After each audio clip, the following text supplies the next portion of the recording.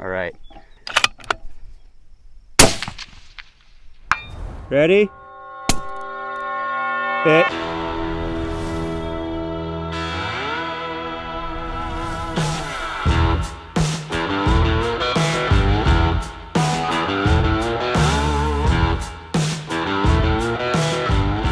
Howdy there, folks. Today we're going to take a look at the Howa Hera H7. This is an interesting rifle offered by Howa and Legacy Sports in the United States. We're going to take it out to several hundred yards, and we're also going to test it for groups at 100 yards in this video using factory Hornady ammunition. First, let's take a look at the fit, feel, function of this rifle. All right, so taking a look at the buttstock on this rifle, it features extremely thin recoil pad, like a ½ inch, and it's solid plastic. And I do not like that. I want about a ½ inch to an inch nice soft recoil pad. Now, it is important to note this rifle is only available in .308 and 6.5 Creedmoor, so not super heavy hitting cartridges, but still, I want a soft butt pad. Sorry, guys. Also, you'll notice the angle of this. It angles in like this. Now, if you're shooting at a bench very upright, I find it's okay. But if you're shooting prone, like I did, and we'll show you later on this video, not very comfortable at all. In fact, the top of this, no matter what I seem to do, dug into me and hurt pretty severely for being an only .308 rifle. Coming forward, you have a polymer fiberglass reinforced stock. It does feature an aluminum bedding block, and it does feature an aluminum fore-end though. So the bedding system is still very solid. It does feature removable spacers so you can adjust the length of pull, and it does have a nice removable cheek riser right here that is polymer. The grip on this is interesting. It's kind of at about, I don't know, maybe a 45-degree angle, and it's just simplistic yet effective. I don't really have any complaints there. The bottom of the stock is kind of bulged out right here at the very bottom, so it's got an angle right here and an angle right there. Also, something I don't particularly like, I like either a very flat bottom right here so I can use a bag rider, or I like it to be a traditional slope so I can adjust the elevation easier. I don't like that it tails off at the end right here. I find that you don't have a good rest or purchase on a rear bag that way. It does have built-in ambidextrous QD sling mounts right here though, which is nice. Features a polymer trigger guard and bottom metal. Don't like that. Does feature the hack 2-stage trigger with a curved trigger blade. I do like that. I like the trigger. Let's go ahead and see where it's at from the factory here.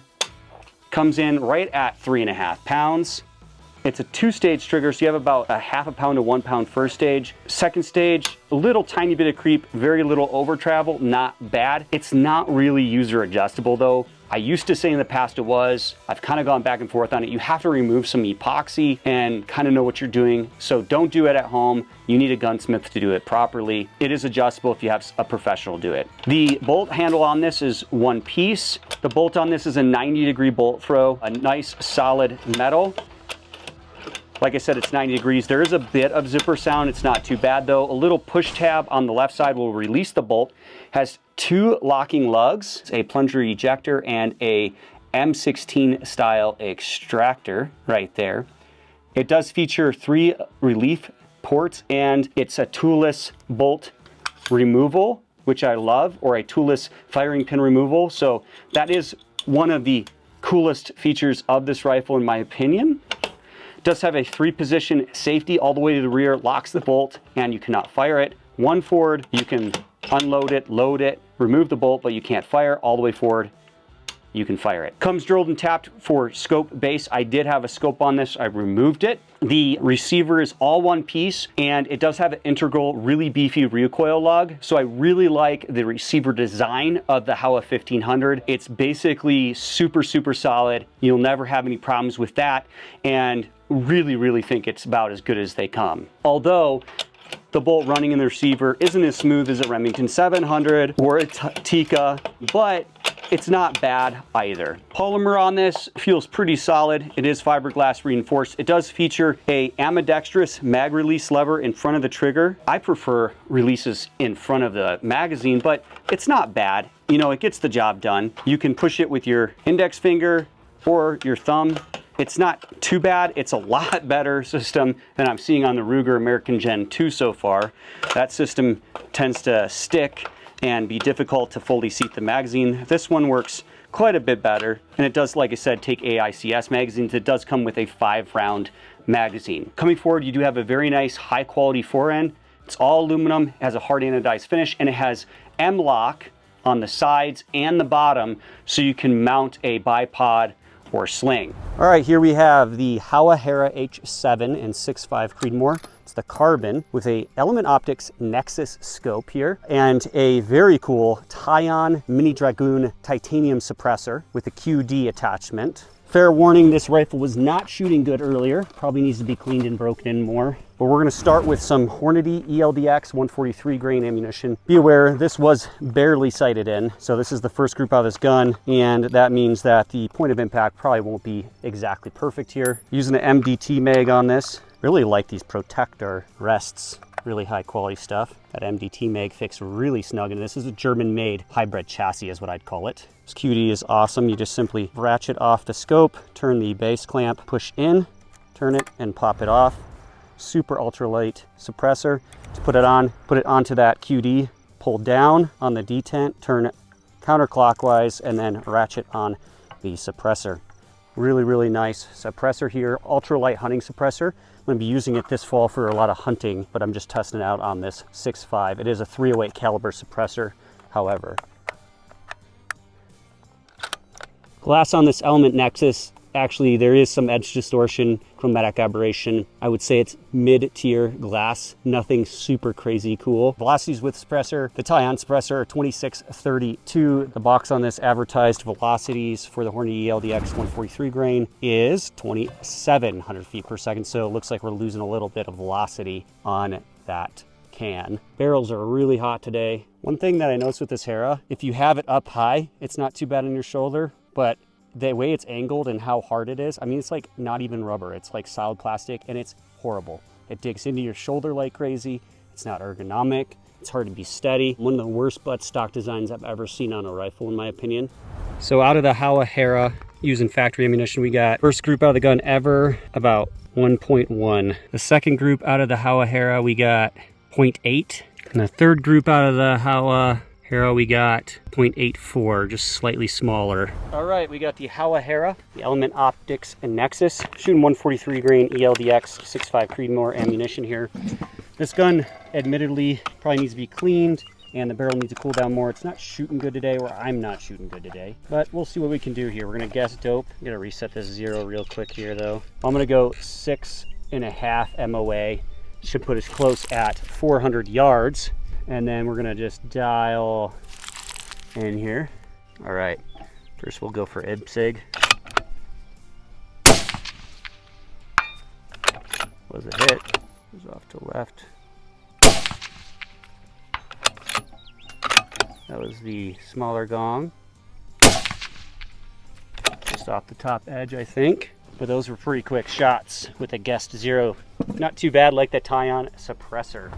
All right, folks, so today we're gonna take a look and test out and shoot this universal armor. This is body armor, and this is rated 3A. So basically the highest level of non-steel body armor. This plate should be able to take everything I throw it at today. I'm gonna throw 300 PRC at it, 6.5 Creedmoor at it, and 308 at it, and maybe even some 22 rounds. So let's get started. Okay, here we go. So we shot this with a 143 grain ELDX 6.5 Creedmoor factory ammunition load, and it didn't go through. I think a little bit of particles might have made it through on the backside here, but the bullet itself didn't make it through. It's maybe a little bit of shrapnel or something at the top. This is where the top, so nothing made it through. That's not from that. It didn't make it through, but almost made it through. Now we'll try 308. All right, let's see what happened. Definitely didn't go through at all. See, that last round was so high to the top, I think it didn't go through, but it might have blown some like rocks out the other side or some of the fibers. This 308 168 grain boat tail hollow point ELDM ammunition did not make it through at all. Not at all. 39.7 MOA, 6.5 Creedmoor Hera.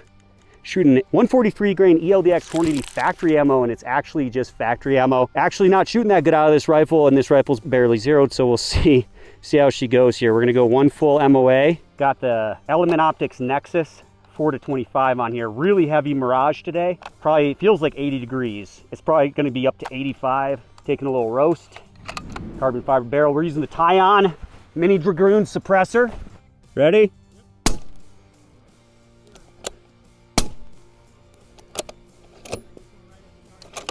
I wonder if they're going through the metal. Okay, let's try it again. Ready? Hit.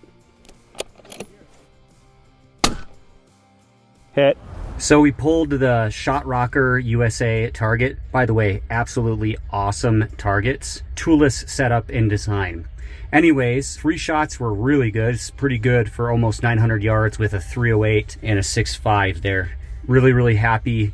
Now this target is actually only about 7 inches, so not very tall for a 875 yards. That's pretty hard to hit, to be honest with you. If you get it in the carbon fiber version, it has a 24-inch carbon fiber wrapped barrel.